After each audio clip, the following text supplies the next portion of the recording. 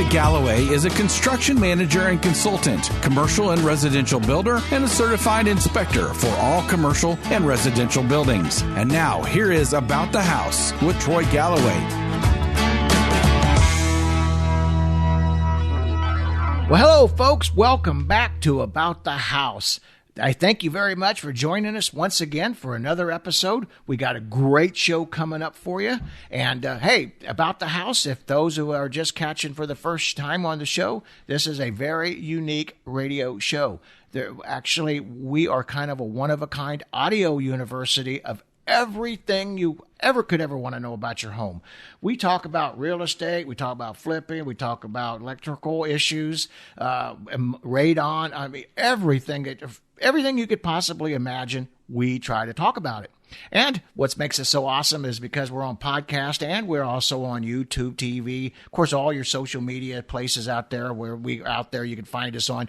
You can actually just listen to us over and over again because honestly, there's so many things that we put forth in one show, you're just not going to catch it all. So grab a pen and paper. We thank you for joining us. My name is Troy Galloway. I am the host of the radio show. Just like this radio show, my company is a one-of-a-kind, Galloway Building Services.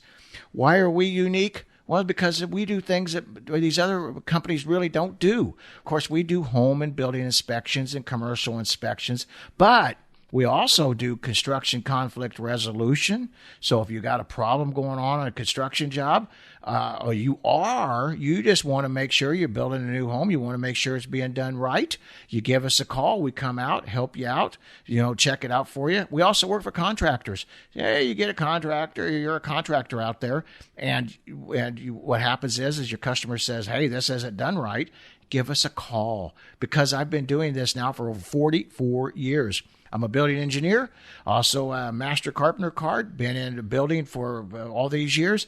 So we're not competition anymore. We do more education than we do of the work. So we're not a competition to you, but we can help you out. And you know that we are somebody that's been in the trenches with you. So give us a call, Galloway Building Services. Oh, and just real quick, I'll give you my number at the end also. But the office number is 636-394-3112. All righty. Well, let's just jump right in here because we have a great show. I got Travis Boyer of the Mold Man. And why this is so great is that we are going into, this show is getting ready to be put forth now in March, but we're getting ready to go into a heavy season of a lot of moisture coming into the home, a lot of water issues that we're worried about. And then, of course, that all equals mold. And Travis has been with us. This is his second time he's been joined us. Thank you for joining us, Travis. Thank you. And check our show, check him out on the previous show because he took care of a lot of great questions then. And it's probably about 2 years ago, wasn't it, Travis? Yeah, right about 2 years. Awesome. Well, hey, tell him a little bit about who you are, your company, and why you even decided to join, do what you're doing because it is kind of a unique market that you do. My name is Travis Boyer. I run Mold Man St. Louis. We're based out of Maryland Heights, and we cover most of Missouri and southern Illinois. I do mold testing, inspections, and remediation. How I got into it, it's a long story. I was working full-time in big box retail management, but I was also flipping houses, and I had some rentals. I came upon some mold issues that seemed... they were some things that I didn't know, and I was getting bids and getting told things that didn't seem right to me. So I had some partners of mine from Illinois that helped me get together and form this down here. And we've been going for 7 years now, and it's been great. So been fun. Well, that's great. And I know that there's a lot of people out there, which you kind of, I think, alluded to, is there's a lot of companies out there that call themselves mold specialists. And they're really, in my opinion, they're basically a lot of just con men out there that can't be trusted. And that's why I thought that it was great for you to come back on again. Not to mention you promised that you promised to come back on. But because I want the people to know the real story. And I know that you're a square shooter and you make sure that you that's one thing I like about your company and you and your company is that I know that when I refer you, You don't BS the customers. You tell them on the level. And if there's nothing there, you don't make it up. And that's important, I think. But now when you tell us the procedure. So I know, because I have you out here quite a bit on our jobs. But so if you want an inspection, tell us about the procedure of coming and what you do and how you handle it and how you take it all the way to the end if we have mold problems. If there's visible mold there. So yes, if you call, we'll come out, take a look at the property. If there's already visible mold, we take measurements and photos, then I'll put together a written bid and email that to you. If there's not visible mold and we just suspect something, I will first do a visual inspection, and that's just a walk around of the home. We'll check around doors and windows, chimneys, under vanities and cabinets, any areas where there's plumbing or pipes, water, anywhere that there could be some type of intrusion or that we normally see it. Obviously in the basements, we'll look at the foundation. If there's nothing visual, then the next step would be doing some type of air quality testing where we'll check for spores in the air, and that requires bringing in equipment where we actually take samples of air and send them to a laboratory. So that's kind of what we do for a lot of home inspectors here in town when people are purchasing new homes. So now, if it comes back from the laboratory, which I really like that, you're not the fella that's saying, hey, this is what it is. You're getting a scientific laboratory analysis, right? That's correct, because there's a lot of times, let's say somebody has mold on drywall. The most common color that mold is going to be is black. So people say, oh, you've got the bad kind of mold. You've got black mold in your house. There's legally and scientifically no way to say that without having it tested. There are over 100,000 types of mold in the world that we know of, about 1,000 pertinent to Missouri, but there's no way someone can look at a certain mold and say it's 100% this type of mold without sending it to a lab. We can have a good idea, and I could say I think it's probably XYZ mold, but nobody can tell you. And that's where a lot of people get in trouble, because people will come into their house and tell them, oh, well, that's the black mold. That's the bad stuff. You got to get rid of it. And it might be black, but it's not the bad mold. So that's good to know, because I kind of thought myself that all black mold was the bad mold, but apparently that's not the case, huh? No, it is not. Wow. Okay. Well, that I know when I see it, of course, when I put it in my report, it appears to be mold because I don't have the laboratory analysis, and that's when I refer you. I say, well, now I think you need to get somebody else in here to take a look at it. Now, if it comes back and we have, say, well, talk to me about bad mold, because I know like penicillin's a mold, because I've seen some of the reports that you have, and penicillin is one of them, right? Of the mold spores. But tell us about what makes a bad mold. Well, there's a handful of molds that we know only form from water damage. So there had to have been some type of water event, whether a pipe leak, a flood. They only form from that event. They're not we call them common indoor molds that are going to be found in every house. These only form when there's been water damaged building materials. So let's say that Mr. Home Seller has fixed the water damage and put up new drywall and painted and everything else, and it looks pretty. A home inspector is going to come in and not see anything, but an air test could actually pick up those spores of that water damaged mold to let us know there was something there, because you can't hide. Not saying everybody does this, but let's say they're trying to hide the mold or hide the water damage with some paint. You can't hide those spores in the air. You can hide it on the wall from home inspectors, but you can't hide it in the air from the air test.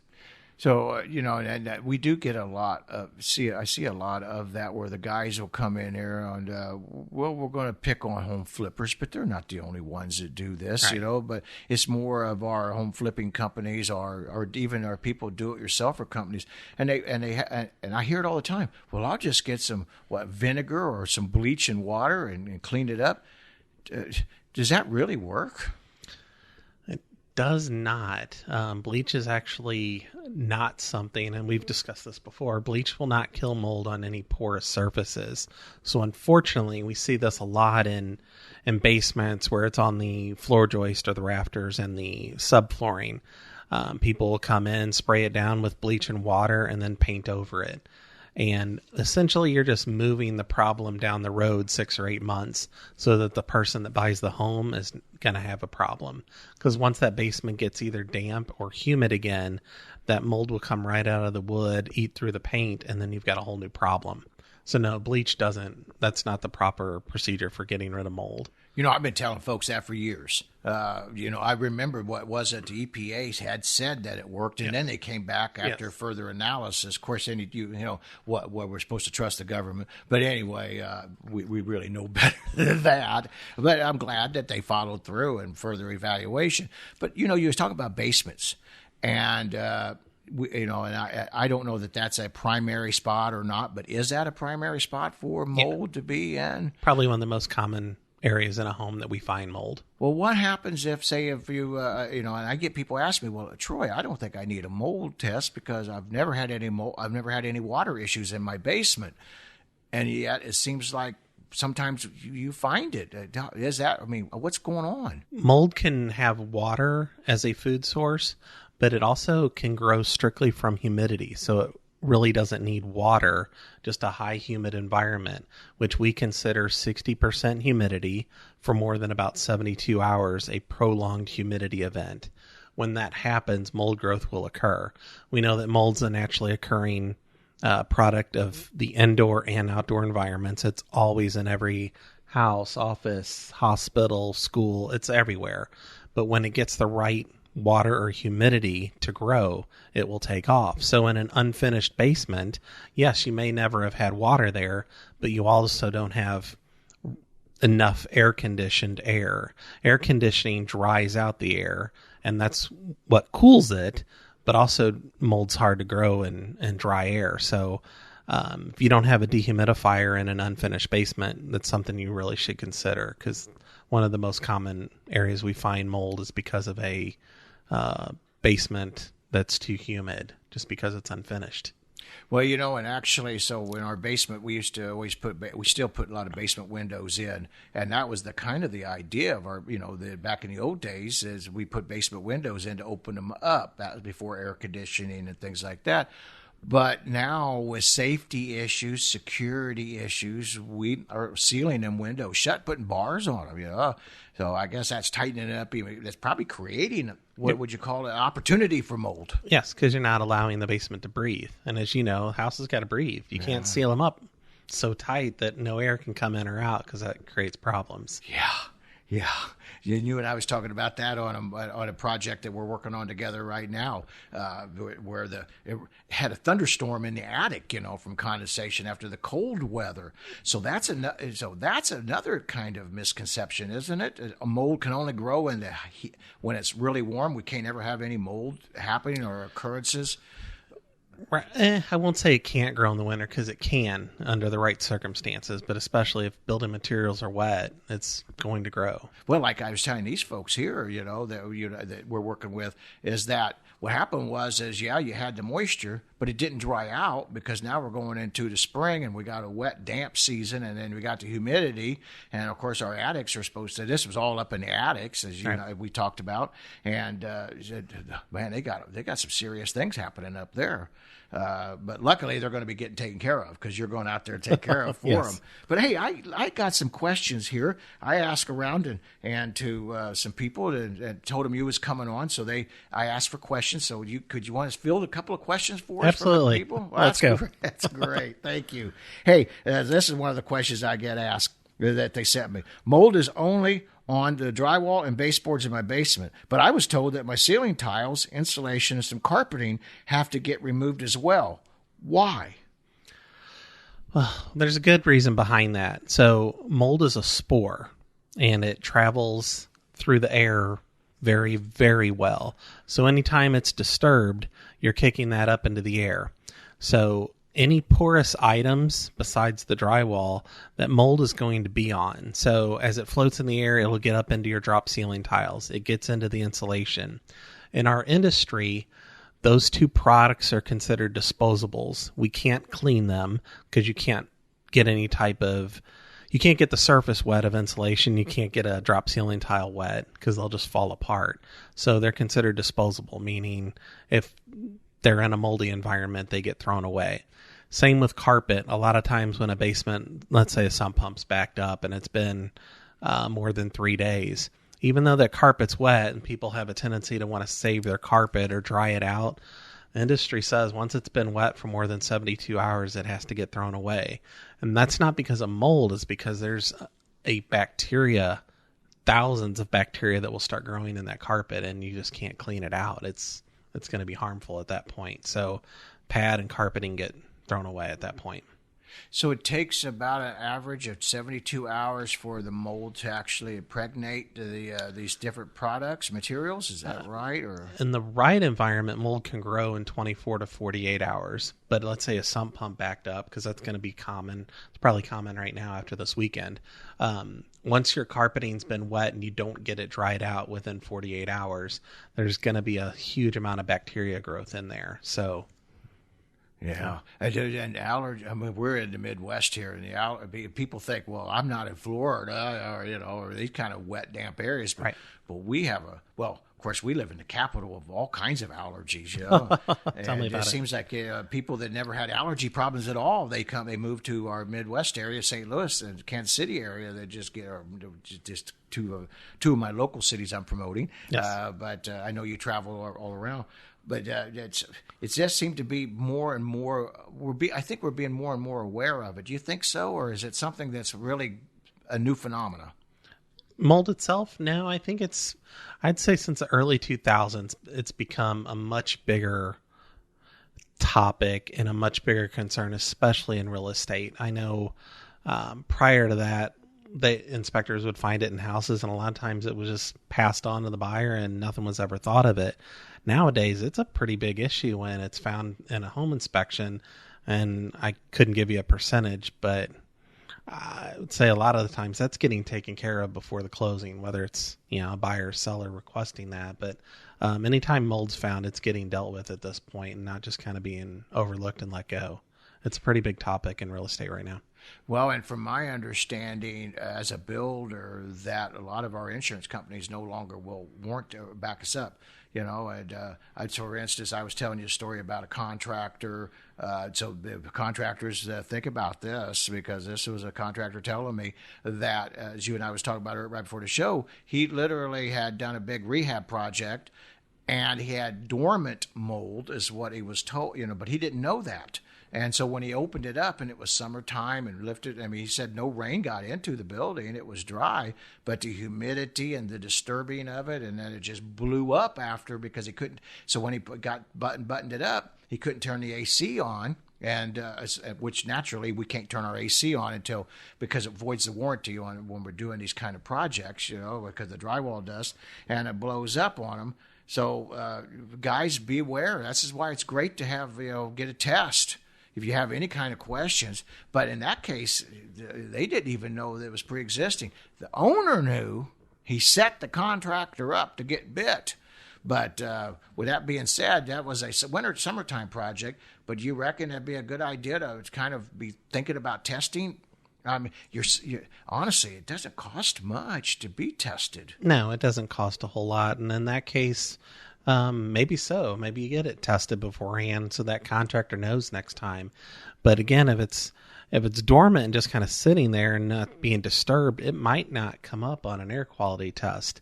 But man, when it sounds like there was an elevated humidity issue in that property for a while, and that would kick it off pretty quick. So yeah, it was June and July. Oh well, yeah, that's humid. Yeah, we love our humidity here in the Midwest. So what you're saying, and please don't let me put words in you, because you're the professional, and I'm trying to learn right along with the rest of the people, our listeners. Is that what you're saying then? Is that if it's behind the wall, and you're doing air tests, you might not catch it. Is that right? On a home so if a home inspector doesn't say something, doesn't necessarily even mean that there might not be a problem. Right. Mold can be behind a wall, and an air test isn't going to find that. The problem we have is most of the time we're working for buyers, which you work for buyers a lot yourself.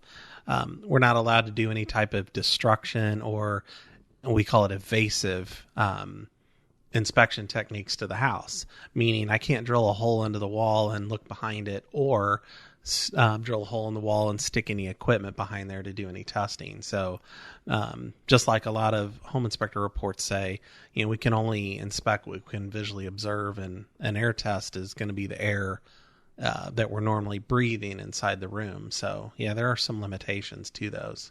So now we on outside we get a lot of mold too, especially on this vinyl siding. Tell folks about what's happening there, and if there is a correction. I mean, I honestly don't know what to fix this with on this mold on our vinyl side, or is it even a problem other than ugly?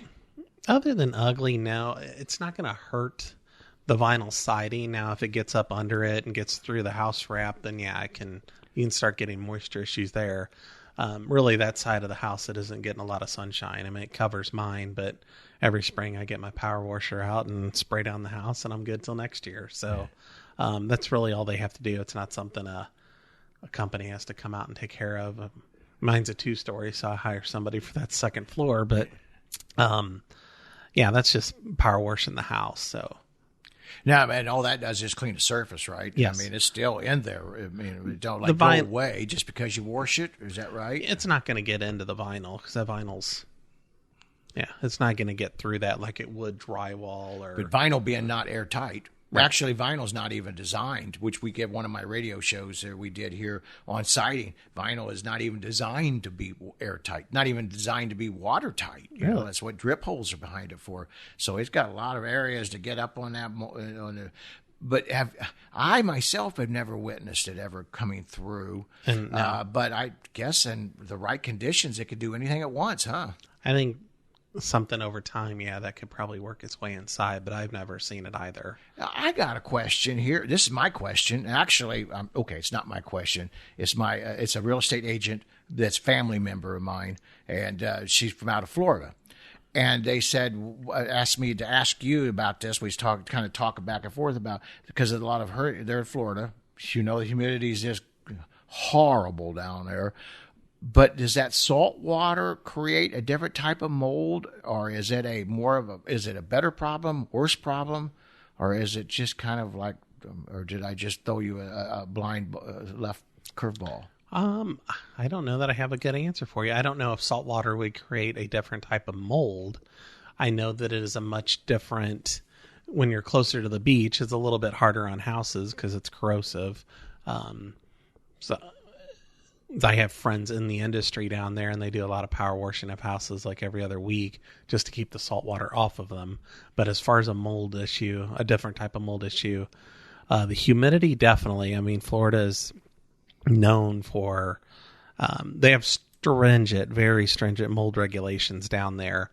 So nobody can just walk in after a hurricane and start being a mold contractor. Which, everybody flocks to those storm chasers. Everybody does that, but in Florida, you can't do that down there. Well, thank goodness for that. Yes, yeah, mold's very regulated in the state of Florida. You have to have a lot of certifications and licensing through the state to do it. Good. Now, what about talking about that? We're in the Midwest here. And, of course, this radio show goes all over. We got people in California and such. But here in the Midwest, what states do you need to be mold certified to be actually doing the testing? If there is and a remediation, are them two different licenses? Kind of guide us of how we can tell who is the professional and who is the wannabe. We don't want the wannabe. The New York, Florida that we just talked about, New York, Texas, North Carolina, those are right off the top. I know certain states that require a very strict testing and certifications through the state to be licensed to do inspections and remediation. They also require a different inspector for the testing versus the remediation. And what that means is the person that tests the home can't also do the remediation in the home. So there's a divide there.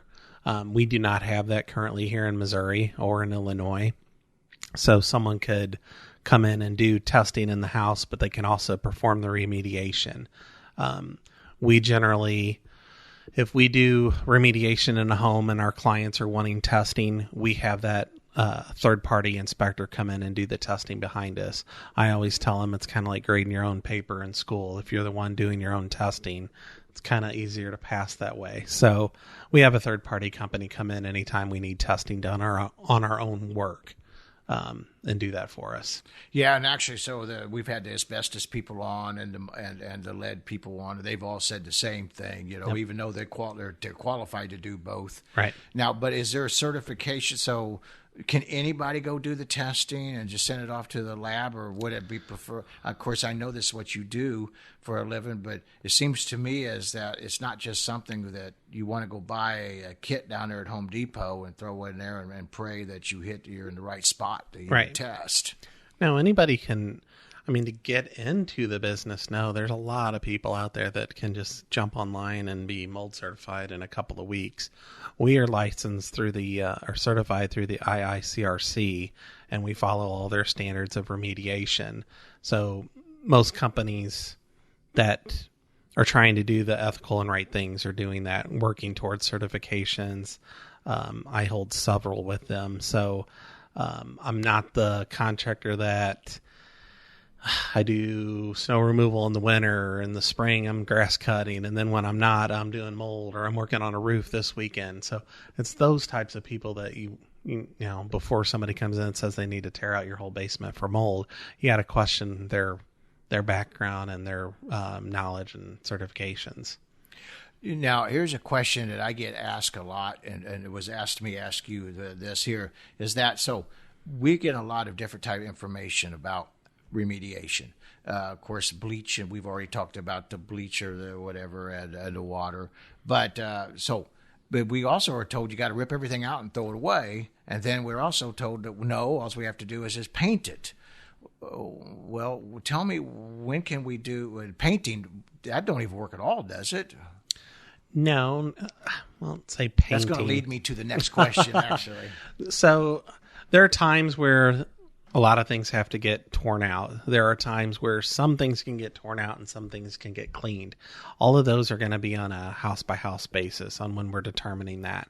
When paint comes into play, and I'm not going to call it a paint because that's a pretty loose term. We call it encapsulation, just like they do in lead and asbestos, because this isn't a paint that you go to the hardware store and buy.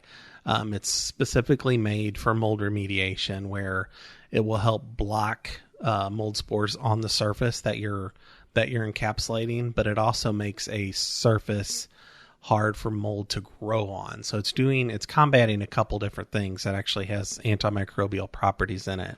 So it's not like you're running over to Home Depot and buying paint and covering it up. Because if you do that, mold will eat through that paint. If you don't fully remove the mold from the surface, which we see a lot of times, or people do it themselves and, bleach, spray down with bleach, wipe it and paint over it. If you don't get it all, that mold's going to eat right through that paint. Now, but does it eat through the other the mold certified encapsulation material covering? Does it eat through that too? Or if it was correctly remediated, no, it should not be able to eat through that. But if I just took a piece of moldy wood and I just took some of this encapsulation paint and just painted it, that's not going to fix my problem. No, it will not. You can't just paint over it. There has to be some type of removal. Physical removal is the very first step. You cannot just paint over anything. Well, yeah, and that's what I've been told. Well, actually, you probably told me. But, that's how I learn. Actually, I learn more from everybody else than I ever do. Well, that's why we have this show, so everybody can get a chance to learn. Now, Here's a question from some more family members of mine from California. And they said, now I'm going to tell you my answer. It's probably a smart aleck answer.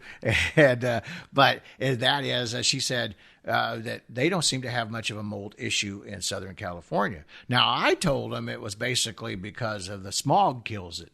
I don't think that's really the right answer. But they're light on the ocean. But do they have? Is it because of their air being so still dry? Because they got to kind of. It's not like Florida, right? Ocean weather. I would say it's pretty dry environment out there in Southern California, so they might not have the humidity type mold issues, but you're still going to have your building issues with roof leaks, chimney leaks, a window, a water heater, a pipe burst. There's so many things inside your house that can happen to create a mold issue. Just the smallest of leaks can cause bad problems. Tomorrow I'm running out to a house in Illinois.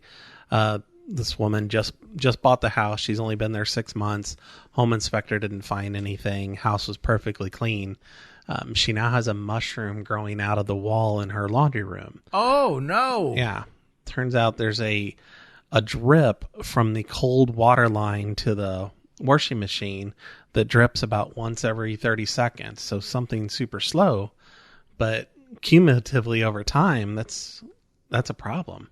Would a dehumidifier in your home, of course, we don't run dehumidifiers in the wintertime, but would that help? Or not? Not in this case, okay. But in an unfinished basement type scenario, yes. Okay, because yes, I knew you said that. Yep. So I see we get a lot of these rehabbers, and nothing wrong with rehabbers. But do you recommend? Which I always tell folks they should, but I think that you should. So you be trying to deliver for the best product. But I think a lot of them are really scared not to have it tested. But do you think that it'd be wise?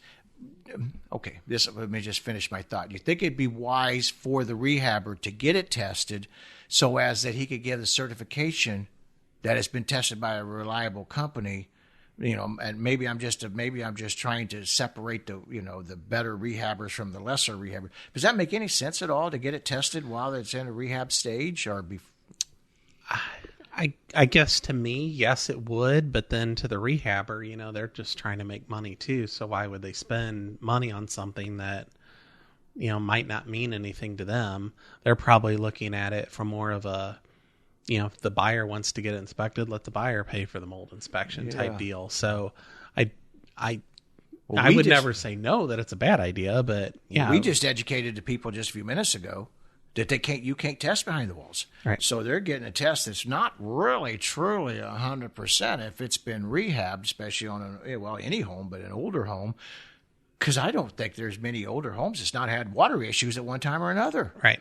And I tell them now, this is my opinion, but and I'm not even in the mold business, but I say that with lead and all that. If you get it tested, I can give this to my buyer and say, hey, it's been already certified. And now that's how come my home, it costs a little bit more, and now I'm making a little bit better profit because I'm actually have done a little bit better job, and I'm not trying to hide anything. But I guess it's all in ethics, isn't it? I would think so, and I'm nothing against rehabbers or investors at all. I used to be a rehabber and investor, and I get a lot of work from friends of mine that's all they do. So I would say just like in any other profession, there's the 80-20 rule. Like 80% of them are doing a fantastic job, and there's 20 that, how do I say it nicely, probably going to cut a corner or two. And I'm sure you've seen it in home inspections, and so have I, that they're trying to save $1 might cost you $100. So that type of thing. I just experienced that this Sunday. We did an inspection, and wow. Them people should not even own a hammer or a tape measure. I mean, it was, and I said to them folks, of course, I don't really know what's going to happen. But I said, if this is what you see on the outside, what don't we see on the inside? Well, mold is definitely one of, they had young children and such. Now, which is a great question. Mold, does it affect the younger people more or less than it does the older people or seniors, or does the age have any qualification for the effects of mold? Yes, it does. It will affect the younger and the elderly more so than the middle-aged person. because you have undeveloped immune systems, and then you have immune systems that have kind of deteriorated or health issues already in your elderly folks. So, yeah, it's going to affect those two populations more so than. Well, here's a crazy question. Then we're going to stay on that for a second. Pets. Does mold affect our pets any? We know it does now because I've been told that my dog's got allergies. Now, only in Midwest do I hear that dogs have allergies. I guess it's true, but does mold an issue, or have you ever heard of anything like that? Or maybe we should be going through the vets and tackling them. It might be honestly, a new market, huh? That could be a new market. I honestly don't know that I have an answer for you on that. I've had a couple people tell me they believe their pets' death or sickness was caused from a mold issue in their home, but I have not read or done any research on the science behind that or if it's true. I'll have to do some research on that. I'm just curious, if that's the case or not. I do know with lead that definitely affects the dogs. Well, the same and radon. Just be like cigarette smoke. Dogs get cancer and die of cancer, but they've been in a smoker's house for 12 years, so kind of the same principle. So I could see there being a relation, but I don't know that the studies are there to prove anything. I'd have to look. Yeah, it might be a whole brand new market out there. And Ed, you know how we are about our pets. I mean, they're like our children that don't move away. They don't cost us a bunch of money. They don't stay out all night. Well, man, I can't say some of them do stay out all night. They take off running. But I don't know. It was just a question. It was just, I knew that it wasn't something. I just thought of it just now because I was thinking of the other hazardous waste out there, like radon, that affects our pets. And lead definitely affects our pets. So I imagine mold probably would be almost impossible that it doesn't affect our animals. Right. Now, mold spores, we'll talk about that for a minute. So mold spores, is that something that would be because for some of our hazardous waste or hazardous material or whatnot, is that the lower to the ground is a problem and higher you up, so children have more affected because they're closer to the ground or play on the floor. Does that have any variance or anything at all for children? I mean, does mold a low hanging material? For the most part, yes. Now there are spores that are heavier than other spores, like your water damage indicator spores. They're a little heavier, so they might stay in the air 48, 72 hours before they settle onto a baseboard or a floor. But then there's other spores that can stay in the air for 6 to 7 days and just kind of float around because they're a much lighter spore. So I don't know that it would affect kids or adults differently because of the height differences, but yeah, it's something that stays in the air for a prolonged period of time, definitely.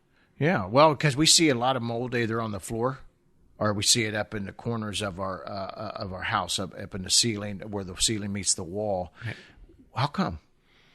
That's just where it settles. Okay. And in the corners, it's going to settle in the corners because in any room in the house that's square, air patterns in a room are in a circular fashion. So if you ever think of a bell curve, when you're going around a room, the air will bypass all the corners. So we see mold grow in a bell pattern where it comes low to high right in the 90 degree and then come back down the other wall at like a 45 degree. That's because the corners of our rooms are not getting air. So that will be one of the first places you'll see mold growth. Oh, okay. Well, see, now that is why, folks, that you cannot just have your buddy out of the pickup truck come do your mold inspections or answer your mold questions, and why you need to go somebody like the mold man, Travis here, which I'm going to make sure we get your number out to everybody. That's why you need somebody like a professional like Travis to come out here to look at your stuff, because people are trying to sell you things. He's going to educate you and tell you, and he's going to just say, no, I don't know about that. Or, like you just said, you look into it, see what's happening. So that's great, because there's a lot of misconceptions happening out there with mold. And for instance, and I told this story last time you was on there, that my doctor told me I had a normal amount of mold, or actually he called them nodes, growing inside of my body. And of course, my wife, she sent me packing to the hospital, back to the doctors real quick. Yeah, wives are. She said, well, find out what that means. Well, he said it was mold that was growing inside of us. He said it's common for all of us and have mold that grows inside of our bodies. And just that it was abnormal that I must have lived in a high damp area for a lengthy time, which I did. I was, a Vietnam vet. But he said I was fine. So I guess it's all right to have mold inside of you, but I guess not inside your lungs, I would reckon. I don't know. We're both of us, all of us right now are breathing it as we're doing this radio show. So our immune system's taking care of most of that. I think it's when it's something constant in your house and you're always around it, breathing it all day long, that it kind of overtakes your immune system. And I will say, I am not a doctor, so don't play one on TV either. Huh? I don't play one on TV. Well, you make a lot more money if you was. I should. I need to look into that.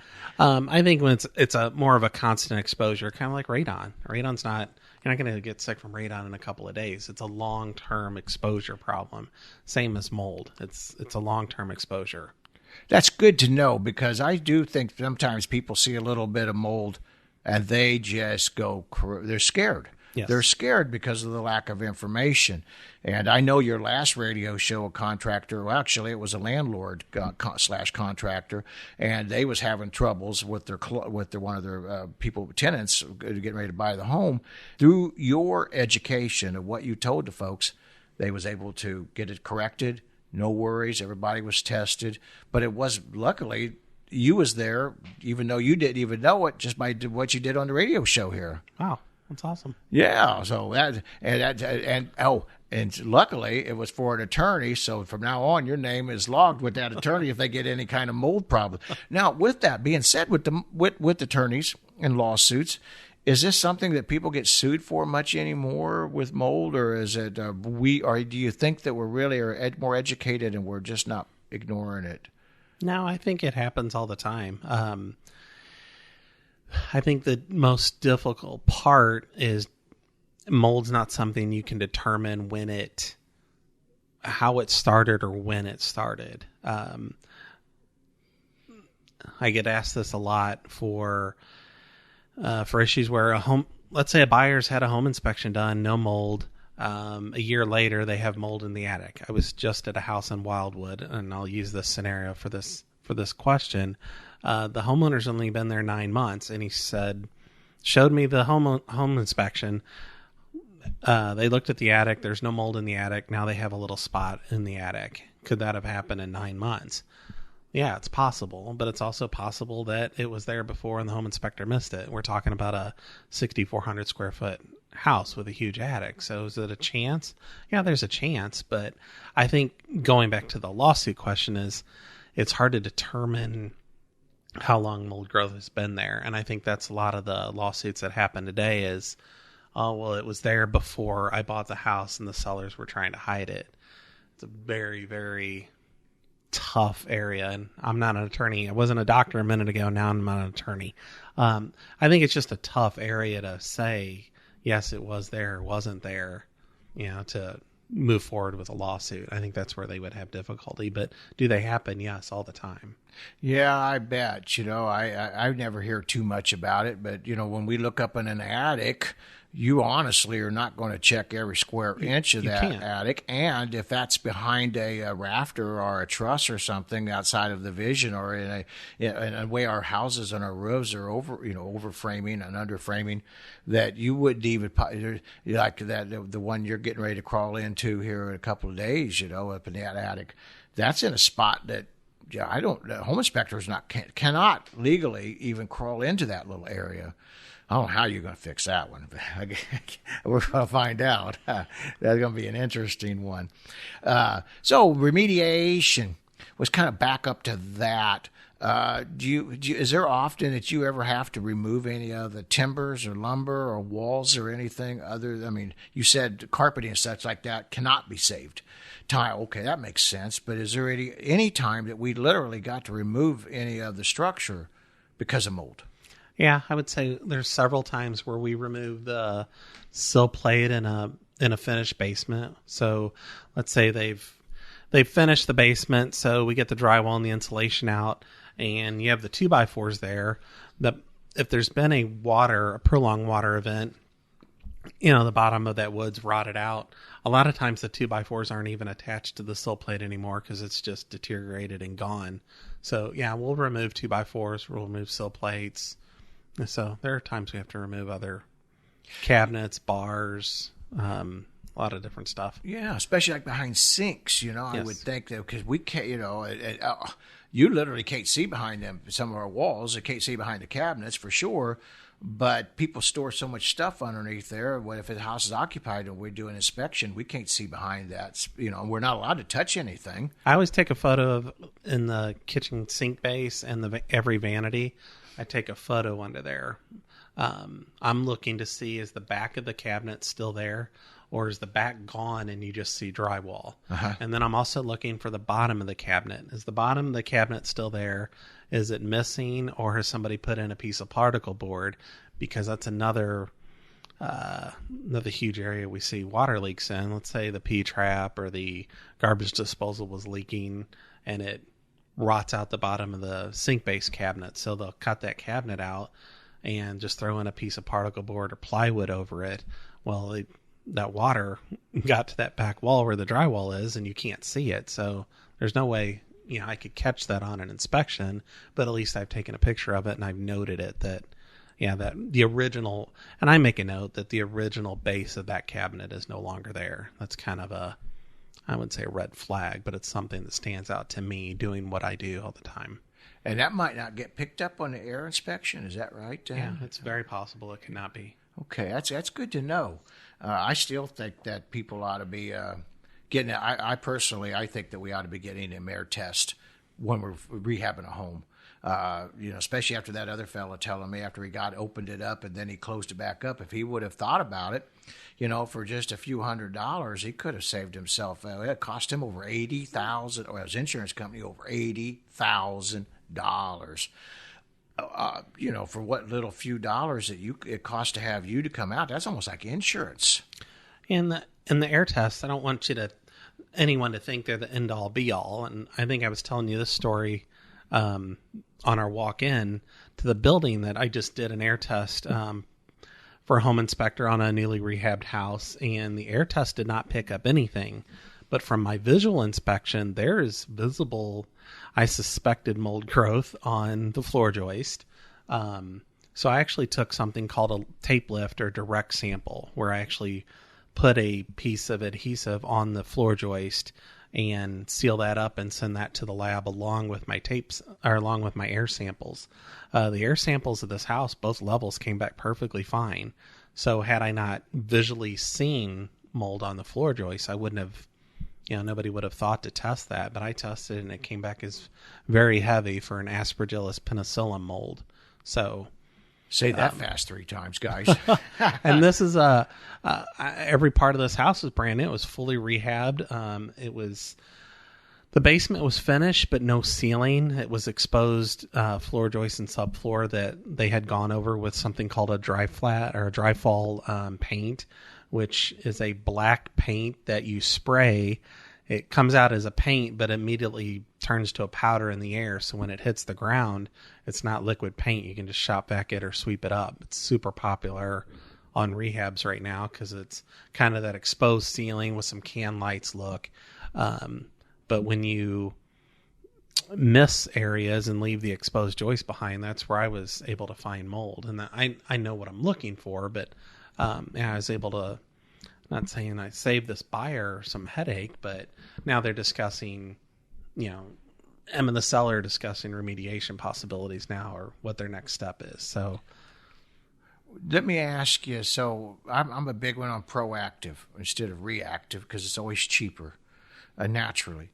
But if I'm building, say, a new home or a room addition, or I'm adding a bathroom or whatever the case may be, and we have so much humidity and such, and sometimes these roofs get left off for a length of time, and with rain, we still get a lot of rain. Is there anything that's out there that we could be proactive? Can we is it a stupid thing to think of encapsulating everything on the inside of our wall cavities, or is that even I mean, if you are a person that's got allergies or could, even if there isn't anything, they want to make sure we never get it. What can we do? Is there something out there for us?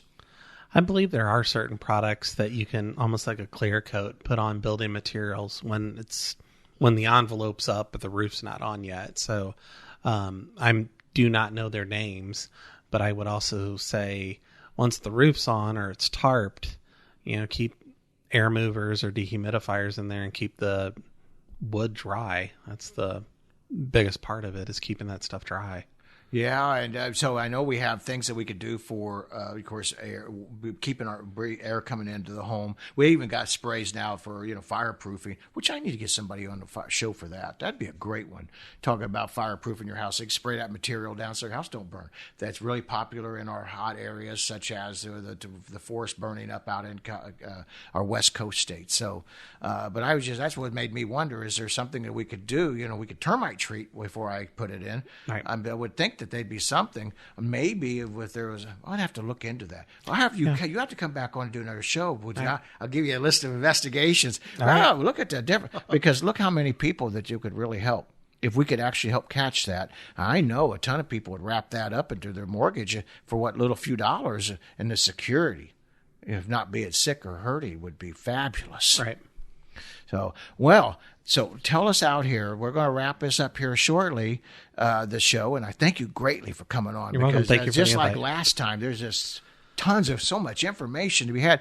But what kind of words of wisdom can you send out here to the folks, that you would say, to help them feel assured to getting the right kind of a contractor in there to do the work? What should I know you, so I'm cheating.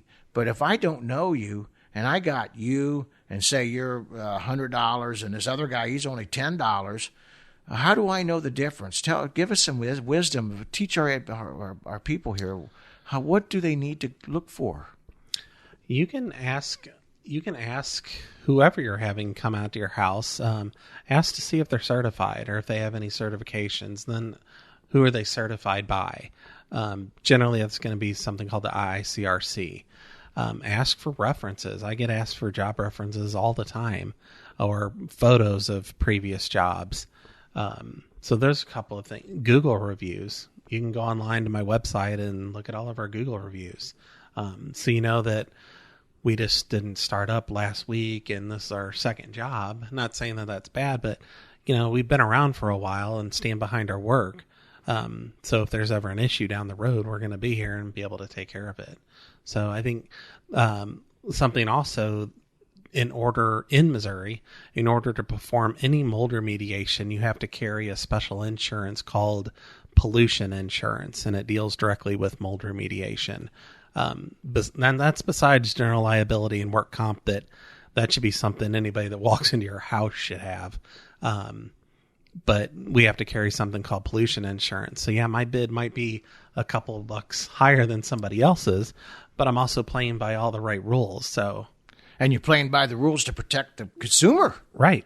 It's for their protection, yes, to make sure that they're not. Now, I got a question here, and I know I'm sorry I said I was going to wrap it up. But so if I get remediated and it's all clear, can mold come back and still come back into my home again? And can we still have problems? Yes, it absolutely can.